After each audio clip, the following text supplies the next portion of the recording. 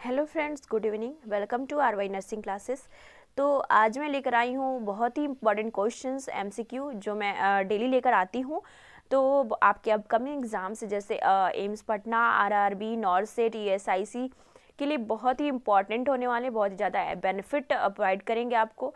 तो आप और मैं उन्हीं टॉपिक से क्वेश्चन लेकर आती हूँ जो कई बार रिपीट हो चुके हैं, उन्हीं टॉपिक से जहाँ से बार बार क्वेश्चंस रिपीट होते हैं और आगे भी रिपीट होंगे, क्योंकि वो बहुत ही इंपॉर्टेंट, कुछ टॉपिक बहुत ही इंपॉर्टेंट होते हैं जहाँ से कंपलसरी क्वेश्चन बनते ही बनते हैं।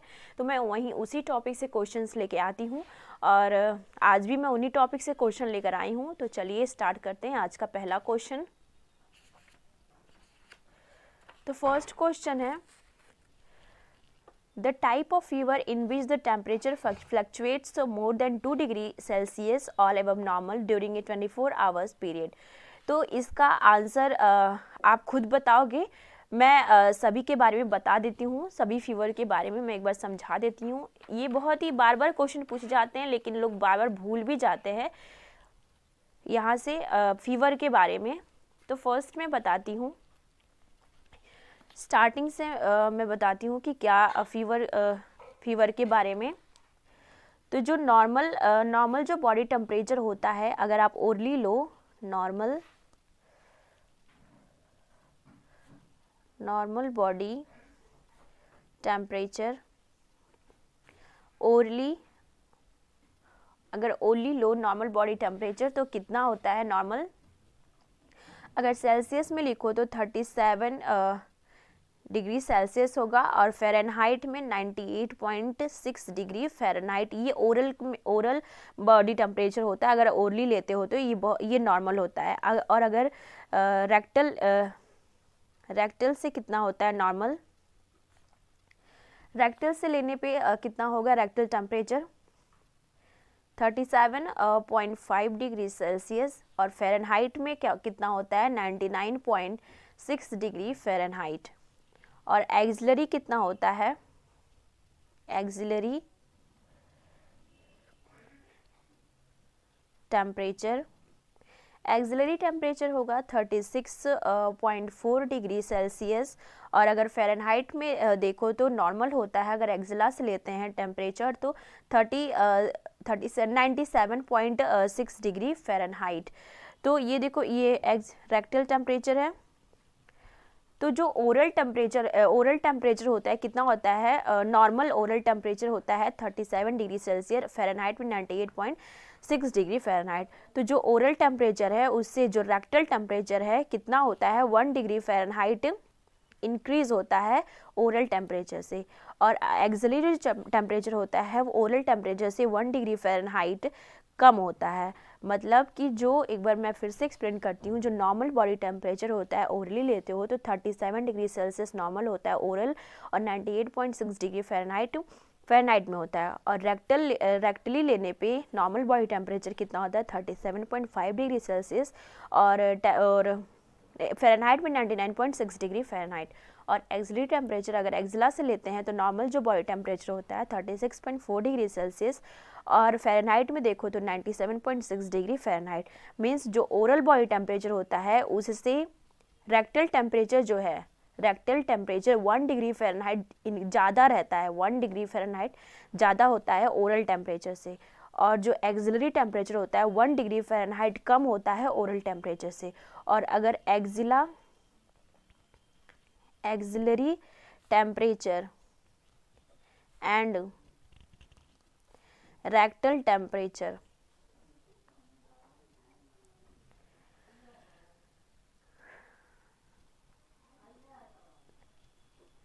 में डिफरेंस कितना होता है, डिफरेंस कितना होता है 2 डिग्री फ़ारेनहाइट का। मीन्स जो रेक्टल टेम्परेचर होता है वो 1 डिग्री फ़ारेनहाइट ज़्यादा होता है ओरल टेम्परेचर से और एक्सिलरी टेम्परेचर 1 डिग्री फ़ारेनहाइट कम होता है ओरल टेम्परेचर से। ये हो गया, समझ में आया। मीन्स ओरल टेम्परेचर जितना होता है उससे 1 डिग्री फ़ारेनहाइट रेक्टल टेम्परेचर ज़्यादा होता है और ओरल टेम्परेचर से 1 degree Fahrenheit rectal axillary temperature कम रहता है। और अगर देखा जाए ये तो इससे कंपैरिजन हुआ इन दोनों का, लेकिन अगर रेक्टल का और एक्सिलरी का कंपैरिजन किया जाए तो इन दोनों में जो डिफरेंस होता है वो कितने का डिफरेंस होता है, 2 डिग्री फ़ारेनहाइट का डिफरेंस होता है। मीन्स रेक्टल और एक्सिलरी का डिफरेंस 2 डिग्री फ़ारेनहाइट का होता है, लेकिन रेक्टल का जो बॉडी टेम्परेचर होता है ओरल से 1 डिग्री फ़ारेनहाइट ज़्यादा होता है, और एक्सिलरी जो होता है ओरल से 1 डिग्री फ़ारेनहाइट, दोनों में 1 का डिफरेंस होता है। रेक्टल 1 डिग्री फ़ारेनहाइट ज़्यादा होगा ओरल से, और एक्सिलरी 1 डिग्री फ़ारेनहाइट कम होता है ओरल से, लेकिन रेक्टल और एक्सिलरी का जो डिफरेंस होता है वो 2 डिग्री फ़ारेनहाइट का होता है। आई होप आपको इतना समझ में आ गया होगा।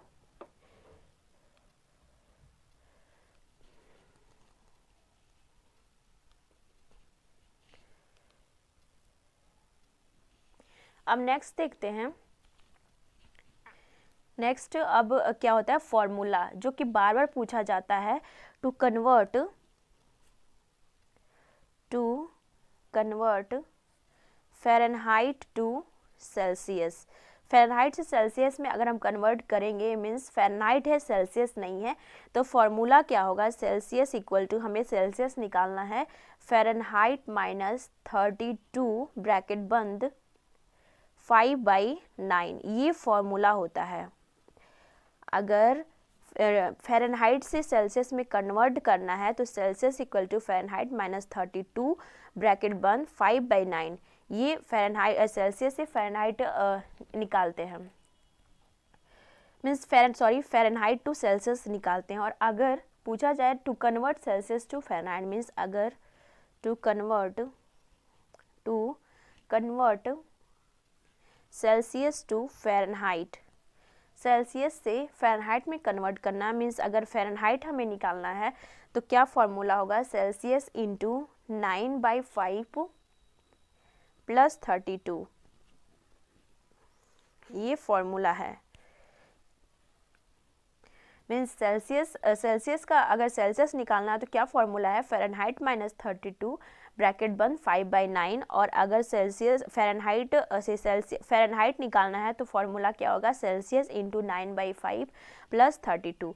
तो ये फॉर्मूला बहुत इंपॉर्टेंट है, यहाँ से क्वेश्चन बार बार पूछता है। अब नेक्स्ट देखते हैं फीवर के बारे में। पहले देख लेते हैं एक और इम्पॉर्टेंट क्वेश्चन मैं बताना चाहती हूँ, कैसे ये थर्मामीटर को क्लीन कैसे करते हैं। तो ये एक फॉर्मूला है, low contaminated to high contaminated area को क्लीन करते हैं। तो कैसे disinfectant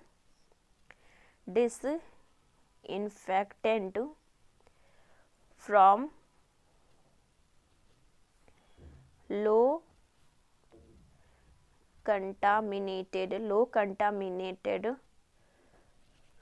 to high contaminated, means क्या फॉर्मूला है, कैसे क्लीन करते, कुछ भी आपको जैसे कि क्लीन करते हैं, तो जैसे कि वाउंड होता है वो भी क्लीन करते हैं, लो कंटामिनेशन टू हाई कंटामिनेट की तरफ जाते हैं। तो कैसे, बिफोर यूज़, अगर हमको थर्मामीटर यूज़ नहीं किया है अभी तो कैसे क्लीन करेंगे, तो बिफोर यूज़ क्या करते हैं, बल्ब टू स्टीम की तरफ जाते हैं। और अगर आफ्टर यूज़ करना होता है, आफ्टर यूज़ मतलब हमने चेक कर लिया है टेम्परेचर, अब हमें क्लीन करना है, तो कैसे क्लीन करेंगे, स्टीम टू बल्ब। तो मैं एक बार ये डायग्राम थोड़ा बना के दिखा देती हूँ। मीन्स ये मान लो थर्मामीटर है, डायग्राम मेरा अच्छा नहीं है, मैं अच्छा नहीं बनाती हूँ, फिर भी आप समझ लो, आई होप इससे आप समझ सकते हो। ये बल्ब है और ये स्टीम है। तो हमें क्लीन कैसे करना है, तो disinfectant from low contaminated to high contaminated, means हमें पहले लो कंटामिनेटेड की तरफ क्लीन करना है, फिर हाई की तरफ, मतलब लो से हाई की तरफ जाना है। तो बिफोर यूज़ हमने अभी हम यूज़ करने जा रहे हैं, तो बल्ब टू, यानी ये बल्ब है और ये स्टीम है, बल्ब टू स्टीम की तरफ जाना है। तो हमने यूज़ नहीं किया है, तो बल्ब की तरफ उतना कंटामिनेटेड, उतना गंदा नहीं है, इधर हमने पकड़ा हुआ है, इधर कंटामिनेट बल्कि ज़्यादा रहेगा, ये तो नीचे की तरफ रहेगा ना, इधर कंटामिनेशन थोड़ा ज़्यादा रहेगा। तो बिफोर यूज़ क्या करेंगे, बल्ब टू, या मतलब ऐसे जाएंगे बिफोर यूज़, और हमने यूज़ कर लिया, यानी कि लो कंटामिनेटेड टू हाई कंटामिनेट जाएंगे। यानी ज़्यादा गंदा कौन सा हुआ, हमने यूज़ किया थर्मामीटर ऐसे इस तरफ लगाते हैं तो ये गंदा हो गया ना, बल्ब गंदा हो गया। तो आफ्टर यूज जब हमने टेम्परेचर ले लिया फिर हमें क्लीन करना है, तो अब हम जाएंगे steam to bulb means low contaminated to high contamination की तरफ जाएंगे। मीन्स आफ्टर ऐसे जाएंगे और बिफोर ऐसे जाएंगे, मतलब before use bulb to steam जाएंगे और after use steam to bulb जाएंगे। Means low contaminated to high contamination की तरफ जाएंगे। आई होप आपको इतना समझ में आ गया होगा। अब नेक्स्ट देखते हैं फीवर के बारे में।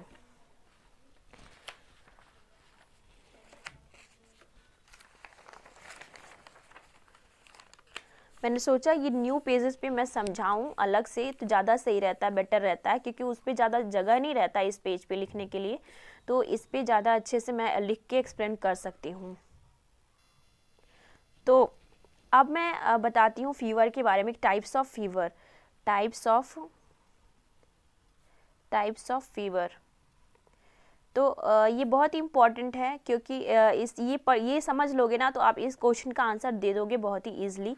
तो जो टाइप्स ऑफ फीवर होते हैं मैं बताऊंगी, कांस्टेंट फीवर, रेमिटेंट, इंटरमिटेंट और रिलैप्सिंग फीवर के बारे में बताऊंगी। तो चलिए देखते हैं। फर्स्ट है constant fever.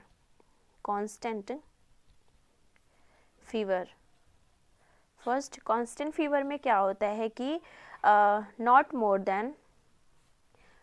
more than 2 degree Fahrenheit between morning and evening, and does not reach normal। तो जो कांस्टेंट फीवर होता है, नाम से ये कांस्टेंट मतलब फिक्स है, ये मतलब 2 डिग्री फ़ारेनहाइट से ये तो ना तो ज़्यादा होगा ना ही कम होगा तो 2 डिग्री फ़ारेनहाइट ही ज़्यादा होगा, 2 डिग्री फ़ारेनहाइट ही कम होगा, उससे ज़्यादा नहीं होगा बिटवीन मॉर्निंग एंड इवनिंग। लेकिन नॉर्मल भी नहीं आएगा, मतलब 2 डिग्री फ़ारेनहाइट से ज़्यादा नहीं, मतलब फिक्स है 2 डिग्री फ़ारेनहाइट, मतलब उससे ना तो कम होगा ना तो ज़्यादा होगा। 2 डिग्री फ़ारेनहाइट ही इंक्रीज़ होगा उतना ही, 2 डिग्री फ़ारेनहाइट ही कम होगा, लेकिन नॉर्मल भी नहीं आएगा between morning and evening. Not more than 2 degree Fahrenheit between morning and evening and does not rich normal. 2 degree Fahrenheit fix है, कम बेसी होगा, लेकिन नॉर्मल भी नहीं आएगा, ना उससे ज़्यादा होगा ना उससे कम होगा, लेकिन नॉर्मल भी ये नहीं आएगा। ये है कांस्टेंट, मतलब ये फिक्स है 2 डिग्री फ़ारेनहाइट पे ये फिक्स है। और सेकेंड क्या है, रेमिटेंट फीवर। रेमिटेंट फीवर क्या होता है, more than 2 degree Fahrenheit between morning and evening और 24 आवर्स, या ये लिख सकते हो और with in 24 hours, and does not rich normal.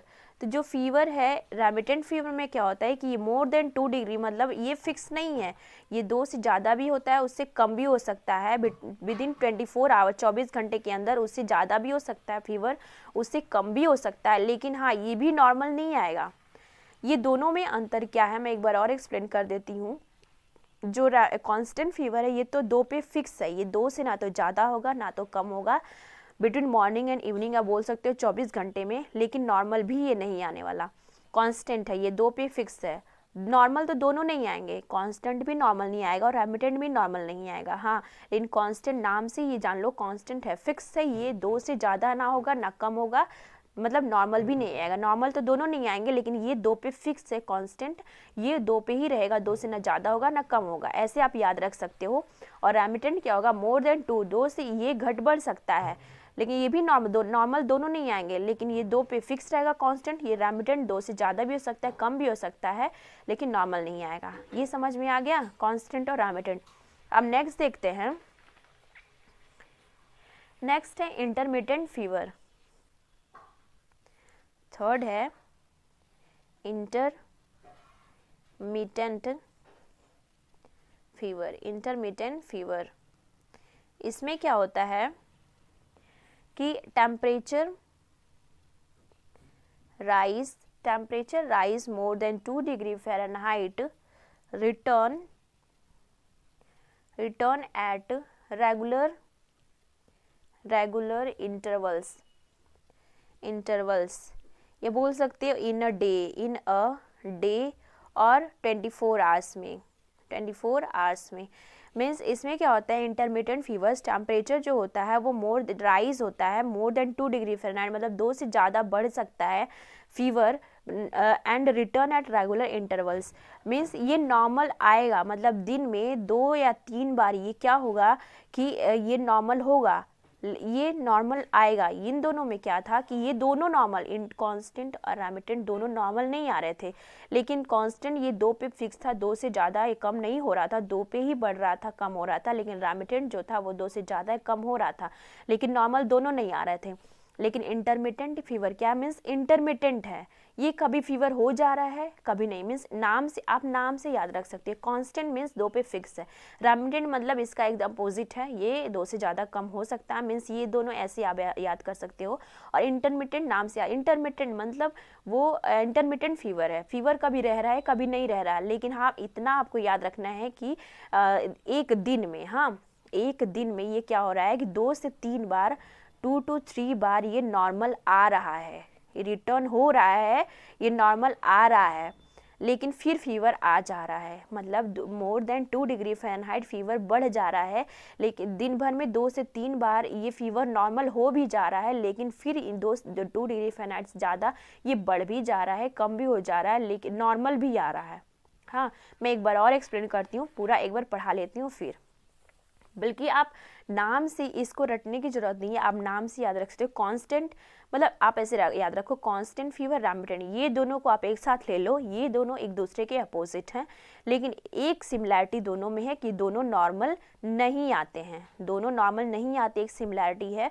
और एक चीज़ इनके एक दूसरे के अगेंस्ट है, ये है कि कांस्टेंट नाम से ये कांस्टेंट है, 2 पे फिक्स है, 2 से ज़्यादा, 2 पे ही बढ़ रहा है, 2 से ही कम हो रहा है, उससे ज़्यादा ना कम हो, नहीं ज़्यादा या कम नहीं हो रहा है, 2 डिग्री फ़ारेनहाइट पे ही ये फिक्स है। लेकिन अब इसका मतलब ये फीवर फिक्स है, लेकिन नॉर्मल भी नहीं आ रहा है, और रेमिटेंट भी नॉर्मल नहीं आ रहा है, लेकिन ये फिक्स नहीं है, ये बढ़ भी जा रहा है, कम भी हो जा रहा है, लेकिन नॉर्मल भी नहीं आ रहा है। ये दोनों आप ऐसे याद रख सकते हैं। इंटरमिटेंट मीन्स इर्रेगुलर है, रेगुलर नहीं है, ये इर्रेगुलर है इंटरमिटेंट। ये फीवर सही भी हो जा रहा है, नॉर्मल भी हो जा रहा है, बढ़ भी जा रहा है। Means temperature rise more than 2 degree Fahrenheit, return at regular interval. Means ये दिन में 2-3 बार नॉर्मल भी हो रहा है, मतलब नॉर्मल आ रहा है, लेकिन बढ़ भी जा रहा है फीवर। हाँ ये इंटरमिटेंट में ये है, ये फीवर बढ़ जा रहा है, लेकिन नॉर्मल भी आ रहा है दिन भर में। अब नेक्स्ट देखते हैं फोर्थ क्या है, रिलैप्सिंग फीवर। रिलैप्सिंग फीवर, इसमें क्या होता है कि recurrent episode of fever,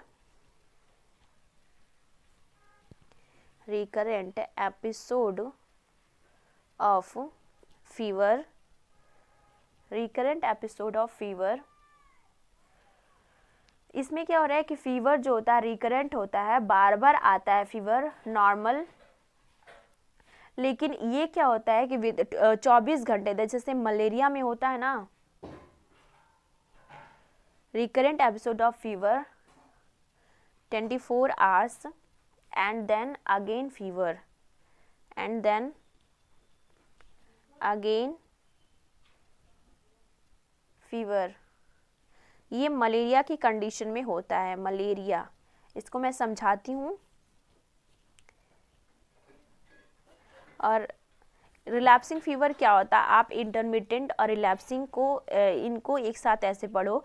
intermittent fever जो होता है, ये टेम्परेचर तो बढ़ेगा मोर देन 2 डिग्री फ़ारेनहाइट, लेकिन दिन भर में नॉर्मल भी आएगा, मतलब 24 घंटे के अंदर, मतलब 24 घंटे के अंदर मीन्स एक दिन में आप पूरा दिन ले लो, आज पूरा दिन 12 घंटे, आज पूरा दिन भर में फीवर 2 से 3 बार नॉर्मल हुआ है, मीन्स एकदम 98.6 डिग्री फ़ारेनहाइट हुआ है, लेकिन फिर फीवर हो जा रहा है बार बार, ये है इंटरमिटेंट। मीन्स फीवर इर्रेगुलर आ रहा है, फिर ठीक हो जा रहा है, फिर आ रहा है, ठीक हो जा रहा है, फिर आ रहा है। लेकिन रिलैप्सिंग फीवर में क्या होता है कि recurrent episode of fever 24 hours में क्या होता है, 24 घंटे तक फीवर एकदम नहीं रहेगा, पेशेंट एकदम ठीक रहेगा, कोई प्रॉब्लम नहीं है, 24 घंटे तक फीवर आएगा ही नहीं, फिर फीवर आ गया, फिर क्या होगा, फिर 24 घंटे तक फीवर नहीं आया, फिर आ गया, तो ये रिलैप्सिंग फीवर है। रिकरेंट एपिसोड होता है फीवर का 24 आवर्स तक, फिर नॉर्मल हो जाता है फीवर। तो ये मलेरिया की कंडीशन में ऐसा होता है, ठीक। नेक्स्ट है inverse fever. Inverse fever, inverse fever में क्या होता है कि highest in morning, highest in morning and lowest in evening, and lowest in evening. Normally क्या होता है, नॉर्मल कंडीशन में क्या होता है कि फीवर जो है वो नॉर्मली मतलब हेल्दी पर्सन में कि थोड़ा सा बॉडी टेम्परेचर जो है मतलब मॉर्निंग में तो एकदम नॉर्मल रहेगा, नॉर्मल लो टेम्परेचर रहेगा, लेकिन इवनिंग में क्या होगा, इवनिंग में थोड़ा सा टेम्परेचर इंक्रीज रहेगा, थोड़ा सा टेम्परेचर, नॉर्मली फीवर उसको नहीं कहेंगे, लेकिन हाँ थोड़ा सा टेम्परेचर इंक्रीज रहेगा इवनिंग में या दोपहर में या इवनिंग में। लेकिन इनवर्स फीवर में इसका एकदम अपोजिट होता है, मॉर्निंग में हाईएस्ट फीवर रहेगा, फीवर बहुत ज़्यादा रहेगा, लेकिन लोएस्ट इवनिंग के समय कम हो जाता है, ठीक है। मैं एक बार और इसको एक्सप्लेन कर देती हूँ, आई होप आपको समझ में आ गया होगा, लेकिन फिर भी मैं एक बार इसको एक्सप्लेन कर देती हूँ। जो कांस्टेंट फीवर होता है इसमें क्या होता है कि not more than 2 degree fair, constant से आप याद कर लो, कांस्टेंट मीन्स फिक्स होता है, 2 पे फिक्स रहता है ये फीवर, उससे ज़्यादा नहीं होगा, लेकिन ये भी है कि नॉर्मल भी नहीं होगा कांस्टेंट में। रेमिटेंट में क्या होता है कि ये फिक्स नहीं होता है, ये more than 2 degree Fahrenheit, fever बढ़ेगा, उससे ज़्यादा भी हो सकता है, उससे कम भी हो सकता है, हाँ, लेकिन ये भी नॉर्मल नहीं आएगा। मीन्स कांस्टेंट फीवर और रेमिटेंट फीवर में एक सिमिलैरिटी है कि दोनों नॉर्मल नहीं आते हैं, और एक चीज़ इन लोग में उल्टा अगेंस्ट है एक दूसरे के कि ये कांस्टेंट एकदम कांस्टेंट है, फिक्स है 2 पे, उससे ज़्यादा कम नहीं होगा, उससे ज़्यादा बेसी नहीं होगा, उतना पे ही रहेगा। लेकिन रेमिटेंट में क्या होता है कि ये 2 से ज़्यादा भी हो सकता है, 2 से कम भी हो सकता है। ये आपको आई होप समझ में आ गया होगा।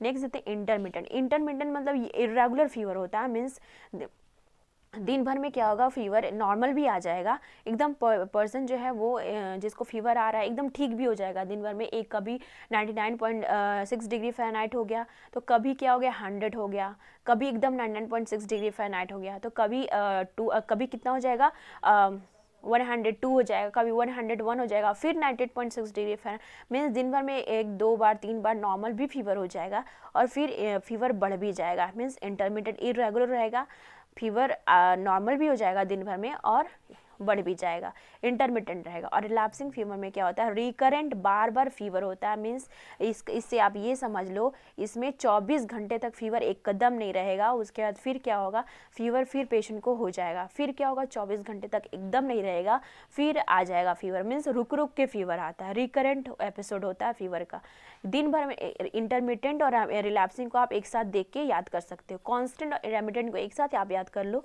इंटरमिटेंट और रिलैप्सिंग को एक साथ याद। मीन्स इंटरमिटेंट में दिन भर में 1-2 बार नॉर्मल आ जाएगा, फिर फीवर हो जाएगा, हाँ। और रिलैप्सिंग में क्या होगा कि 24 घंटे तक फीवर एकदम नहीं रहेगा, उसके बाद फिर आएगा, फिर 24 घंटे तक एकदम नहीं रहेगा, फिर आएगा। तो ये रिलैप्सिंग और इंटरमिटेंट को आप कंपेयर करके याद कर लेना। ये दिन भर में फीवर 1-2 बार नॉर्मल होगा, फिर बढ़ जाएगा, इंटरमिटेंट में इरेगुलर रहेगा फीवर, और रिलैप्सिंग में क्या होगा, रिकरेंट होगा, मीन्स 24 घंटे के अंतर पे आएगा, मीन्स 24 घंटे तक एकदम नहीं रहेगा फीवर, उसके बाद फिर फीवर आ जाएगा, फिर 24 घंटे पेशेंट को एकदम फीवर नहीं रहेगा, फिर एक दिन बाद फिर फीवर आ जाएगा। मीन्स एक दिन का 2 दिन का गैप करके फिर फीवर आ जाएगा। ये रिलैप्सिंग फीवर मलेरिया कंडीशन में ऐसे ही होता है। तो आई होप आपको ये फीवर समझ में आ गया होगा। अब आप मत भूलना, इसको चाहो तो आप स्क्रीनशॉट ले लो, स्क्रीनशॉट आप ले सकते हो। ताकि आपको याद रहे बाद में इसको पढ़ना। मुझे भी पता है ये भूल जाता है, लेकिन फिर भी अगर आप बार बार पढ़ते हो कंपेयर करके कांस्टेंट और रेमिटेंट को एक साथ, इंटरमिटेंट को और रिलैप्सिंग को एक साथ, तो नहीं भूलेगा।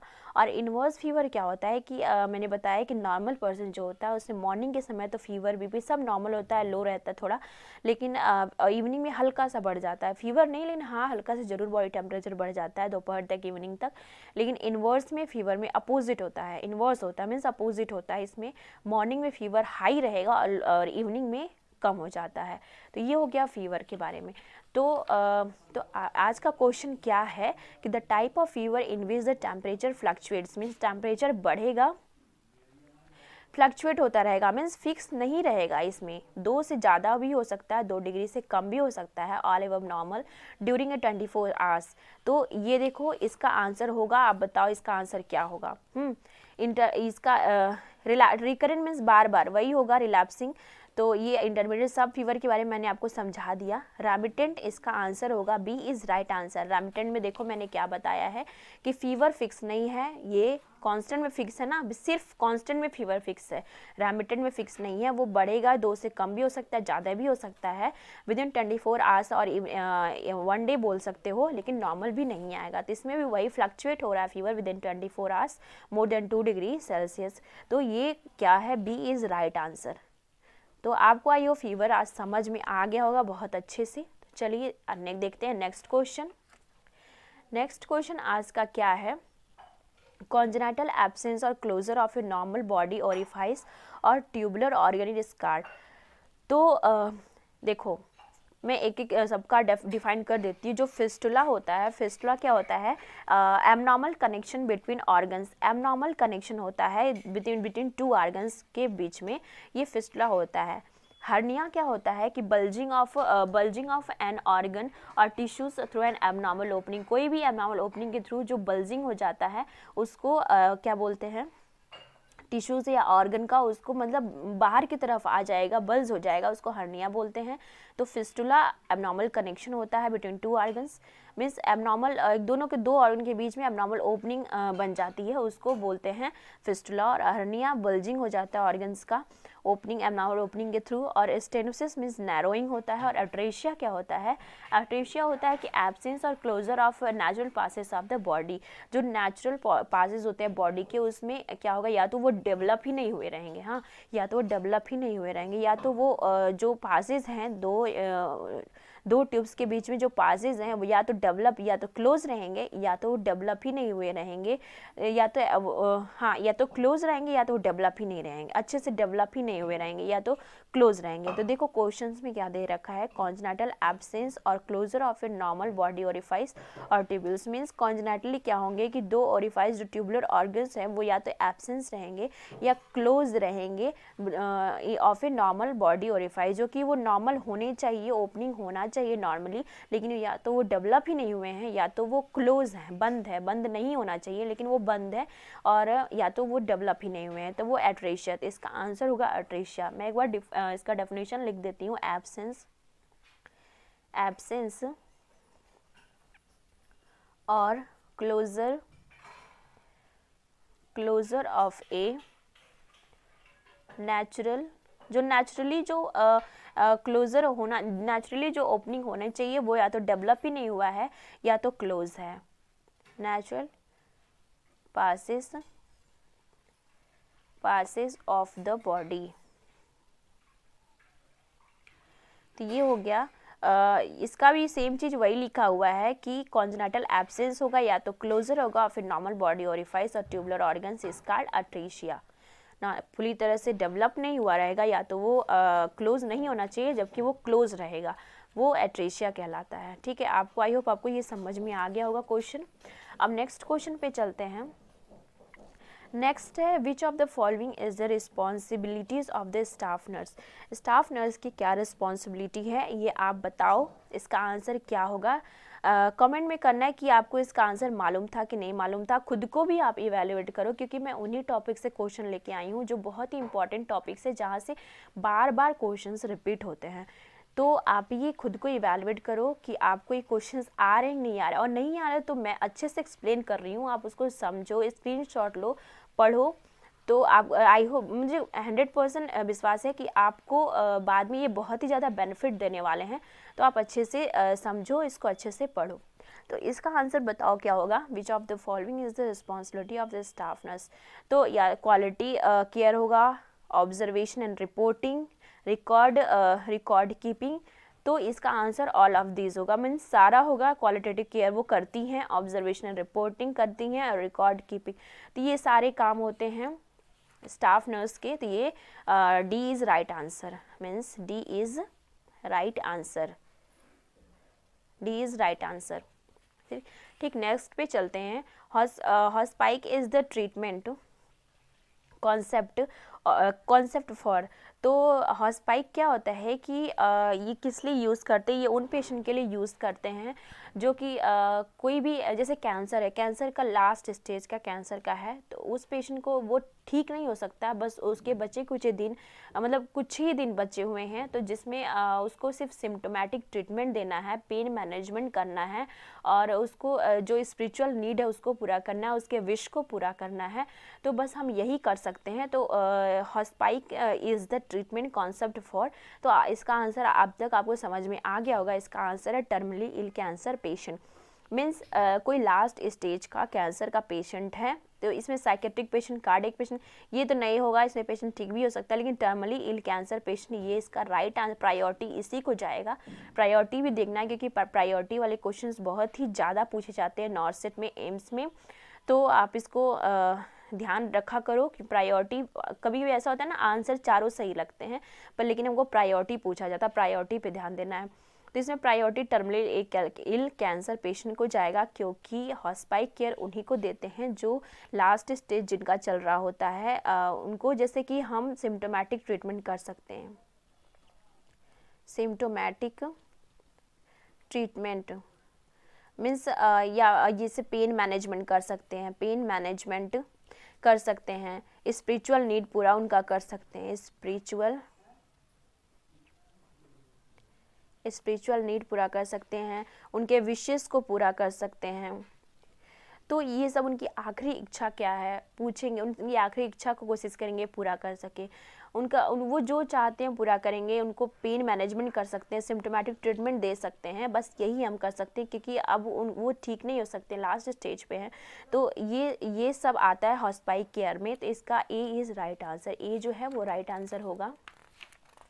अब नेक्स्ट देखते हैं, a statement of a predicted relationship between two or more variables in a research study। तो क्या होगा इसका आंसर।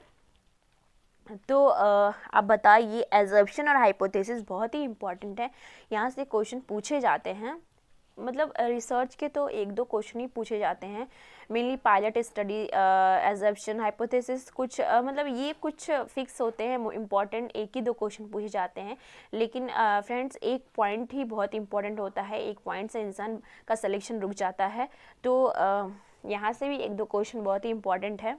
तो statement of the predicted relationship between two more variables in a research study. तो इसका आंसर क्या होगा, प्रिडिक्शन। मीन्स एजम्पशन क्या होता है पहले तो मैं बता दूं, एजम्पशन मतलब होता है कि एक्सपेक्टेशन, जैसे हम कुछ बिलीव करते हैं। मैं इसका एजम्पशन का डेफिनेशन लिख देती हूँ। एजम्पशन, मुझे ऐसे लिखने की आदत नहीं है तो थोड़ा सा आप मैनेज करो, मैं फिर सीधा कर दूंगी, आप स्क्रीनशॉट ले लेना, मैं फिर से पढ़ दूंगी। तो एजम्पशन क्या होता है कि assumption are statement, assumption are statements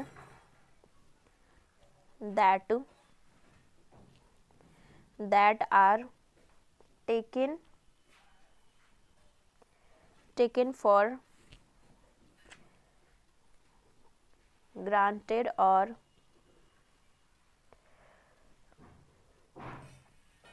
are considered true even though they have not been scientifically tested। Means ये क्या होता है कि एजम्पशन क्या होता है, assumption are the statement that are taken for granted और are considered true even though they have not been scientifically tested. Means assumption क्या होता है कि एक आप एजम्पशन लगा सकते हो, आप खुद से मतलब आप बिलीव कर सकते हो, एक्सपेक्ट कर सकते हो कि आप कि ये इसका क्या हो सकता है, ये क्या रिजल्ट आ सकता है, लेकिन वो ट्रू नहीं हो सकता है। हाँ, आप बस एक्सपेक्ट कर सकते हो, आप ये बिलीव कर सकते हो, एजम्पशन कर सकते हो, लेकिन वो साइंटिफिकली टेस्टेड नहीं होता, उसका कोई भी मतलब एविडेंस नहीं होता है, विद इसका कोई भी नो एविडेंस, इसका कोई भी एविडेंस नहीं होता है। बस आप इसको एक्सपेक्टेशन कर सकते हो कि मतलब बिलीव कर सकते हो, ये ज़रूरी नहीं है कि वो सच ही होगा, बस आप एक्सपेक्ट कर सकते हो, आप बिलीव कर सकते हो, आप एक आइडिया लगा सकते हो कि हाँ ये होगा। हाँ, लेकिन ज़रूरी नहीं है कि वो, क्योंकि ये इसका कोई एविडेंस नहीं होगा, ये साइंटिफिकली टेस्टेड नहीं है। और हाइपोथेसिस क्या होता है, हाइपोथेसिस में क्या होता है कि आप इसमें प्रिडिक्ट करते हो, predict outcome of research study.